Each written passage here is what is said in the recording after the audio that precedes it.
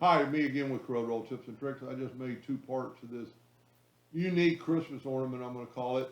If you type out some of the alphabet and then hit the plus key or the control D and make a duplicate, then go up to text, change case and make them uppercase because you're going to get different letters with a special font called WW Flakes. So we're going to grab both of them and go WW Flakes. You can get off DA font.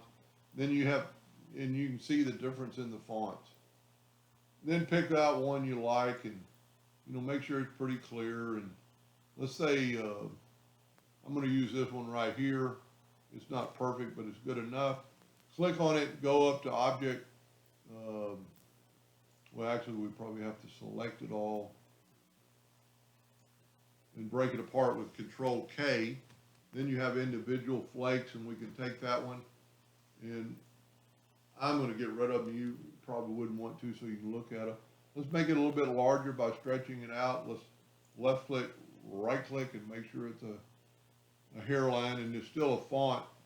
So we're going to go to make it an object or convert it to a curve, and then make sure it's a hairline. And then just place it in your ornament. And I'm going to just say, and this is personal preference, set on the, one edge you could put two or more, but it just looks a little different. Now this is one of those times it might weld, it might not weld. So we're just going to try it. We're going to take it and go here to weld, and it did. It welded fine.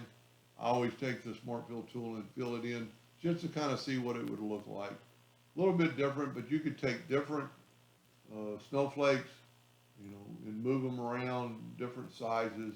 Just add a little bling to it if it's for Christmas. Anyway, I hope that helped. Thank you for watching.